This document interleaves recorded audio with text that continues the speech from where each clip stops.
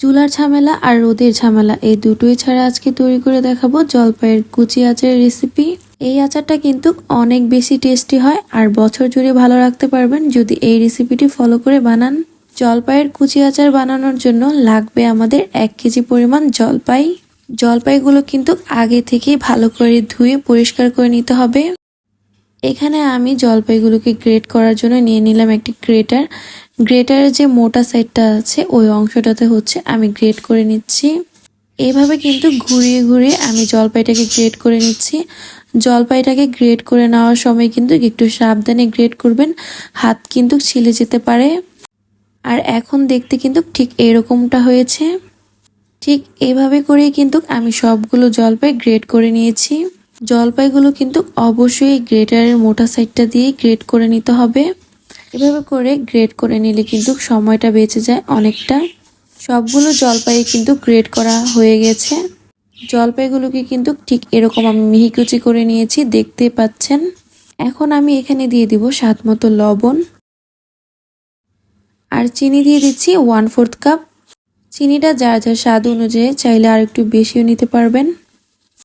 তারপর আমি এখানে দিয়ে দিচ্ছি 1/4 কাপ সিরকা। সিরকাটা দেওয়ার ফলে কিন্তু আচারটা অনেক দিন পর্যন্ত ভালো থাকবে। তারপর আমি এখানে দিয়ে দিলাম 1/2 চা চামচ বিট লবণ। এগুলো দেওয়ার পর সবগুলোকে নেড়ে চেড়ে একসাথে মিশিয়ে নিচ্ছি ভালো করে। লবণ আর চিনি দিয়ে এটা যদি কিছুক্ষণ মাখিয়ে রাখেন তাহলে দেখবেন কিছুক্ষণ পরে কিন্তু এটা থেকে পানি উঠে গিয়েছে। এখন কিন্তু ঠিক অনেকটাই পানি উঠে গিয়েছে। পানিটা কিন্তু আমি ফেলে দিব না। এখন হচ্ছে আমরা একটা আচারের মশলা তৈরি করে নিব। এখানে আমি 1 চা চামচ দিয়ে দিচ্ছি 5 ফোড়ন, 1 চা চামচ আস্ত ধনিয়া, মৌরি 1 চা চামচ, চিলি ফ্লেক্স 1 চা চামচ। এই মশলাটাকে আমরা হালকা একটু ভেজে তারপর গুঁড়ো করে নিব। এই মশলাটাই আমরা আচারে দিয়ে দিব পরে। এখন আমি জলপাইয়ের মিশ্রণের উপর দিয়ে দিচ্ছি 1/4 কাপ কাসুন্দি। কাসুন্দিটা হাতের কাছে না থাকলে এখানে আপনারা সরিষা বাটাও দিতে পারেন। 1/2 চা চামচ দিয়ে দিচ্ছি চিলি ফ্লেক্স। আচারের যে মশলাটা গুঁড়ো করে রেখেছিলাম ওইখান থেকে আমি দিয়ে দিচ্ছি 1 টেবিল চামচ। দিয়ে দিচ্ছি 1/4 কাপের মতো সরিষার তেল। তেলটা দেওয়ার পরে সবকিছু একসাথে আমি নেড়ে চেড়ে ভালোভাবে মিশিয়ে নিচ্ছি। এখন কিন্তু আমাদের জলপাইয়ের কুচি আচারটা একদম রেডি হয়ে গেছে। জলপাইয়ের এই আচারটা কিন্তু এই অবস্থায় খাওয়া যাবে। এটা কিন্তু এতটা জুসি আর টেস্টি হয়েছে। এখন কিন্তু এই আচারটা 1 বছরের মতো ফ্রিজে রেখে সংরক্ষণ করতে পারবেন, কারণ এই আচারটার মধ্যে সিরকা দেওয়া আছে।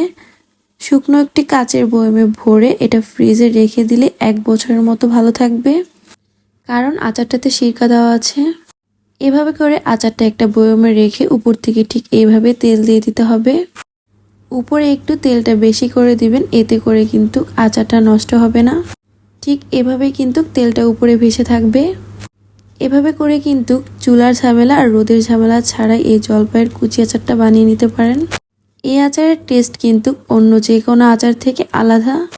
আমি এখানে চিনিটা কম দিয়েছিলাম, চাইলে আপনারা চিনিটা একটু বেশি দিতে পারেন, তাহলে আচারটা খেতে আরও বেশি ভালো লাগবে।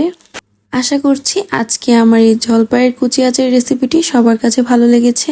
প্রতিনিয়ত এরকম নতুন রেসিপি দেখতে অবশ্যই আমার চ্যানেলটি সাবস্ক্রাইব আর পেজে ফলো দিয়ে রাখতে পারেন। নতুন কোনো রেসিপি নিয়ে আবারও দেখা হবে। আল্লাহ হাফেজ।